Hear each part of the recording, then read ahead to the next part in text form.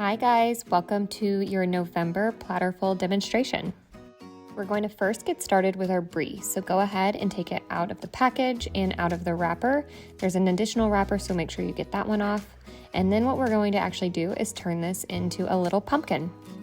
To do that, we are going to remove the top part of the brie in little semicircles that turn it into that pumpkin shape. So go ahead, use the tip of your knife to cut those out and then remove them.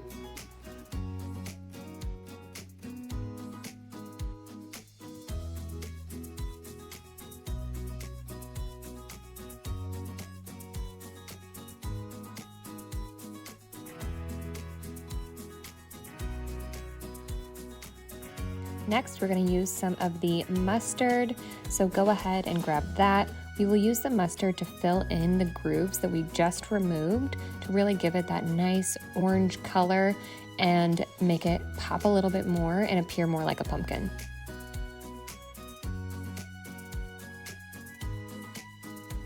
Next, we're going to use one of our cashews to make the stem of the pumpkin. Lastly, if you happen to have any type of leafy greens laying around, we are going to use those to accentuate the stem of the pumpkin. You'll see I used a strawberry and used the greens from that and put them underneath my cashew so that it looks like leaves coming out of the top of the pumpkin.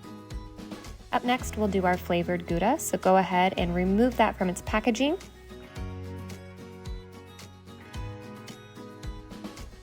Because this Gouda has that really nice bright yellow rind, we're going to cut it in a way that's going to accentuate that when we place it on our board. So go ahead and start cutting it from the smaller tip of the wedge. That first cut is going to be a little bit larger, probably closer to 3/4 of an inch to an inch. And then as you go up the wedge, make them much, much smaller. When you place this, just make sure that you have the yellow sticking up. We can even wrap this around something on our board to give it a little bit more of a visual interest, but we just really want that yellow to pop and stand out. And actually, whenever I got mine placed, I thought that the tip was a little bit too large, so I took that and I cut it in half, and I'll use both of the smaller pieces when I place it on my board.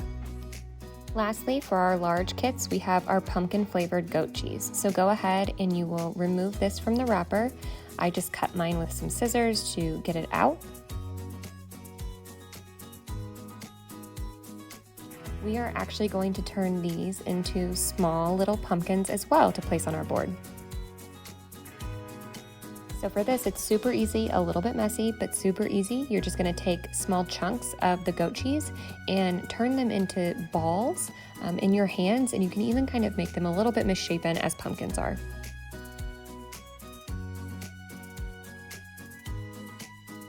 To really give them that pumpkin shape, we are again going to grab some of our cashews and we are going to use those to create the stems. Since these are a little bit smaller, what you can do for the stems on these is actually take a half of a cashew and use just the half for the stem in these smaller pumpkins.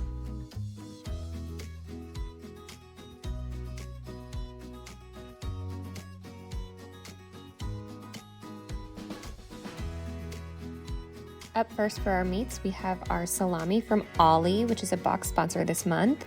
We have the Genoa salami, and we actually have a really good amount of salami in this package, so we're gonna do a salami river first. So to create the salami river, you fold a piece of salami in half like a taco, fold another piece in half like a taco, overlap them halfway, and then you will fold up the bottom piece.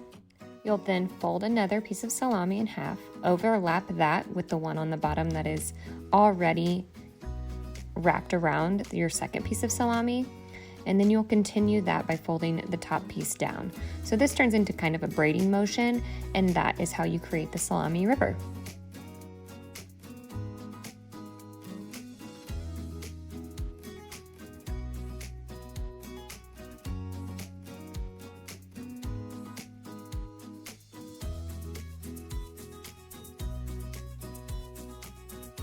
Up next, we are going to create some salami roses. So take 6 pieces of salami and you're gonna lay them out overlapping each other. I spread them out about 1/2 inch apart. And then what you do next is you fold up the salami like a taco, but this time not fully halfway, about 3/4 of the way. And then we're just going to roll it really tightly from one side to the next. So once you have it folded up, you can actually use your fingers to spread out the petals and make it a little bit larger and prettier, like an actual rose.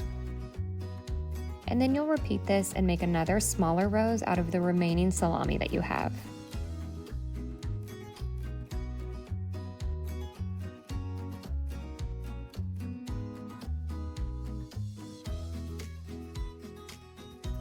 Lastly, for our large kits, we have our salami nuggets. So these are super delicious and they're like the perfect bite size. So for these, we're just going to use them and stack them around things. Because they are so small, you can use them to weave around things, and you'll notice that when I place them on my board that I do that. There are a lot of these that come in the package, so one idea for any leftovers that you have is to cut them in half and toss them in a salad.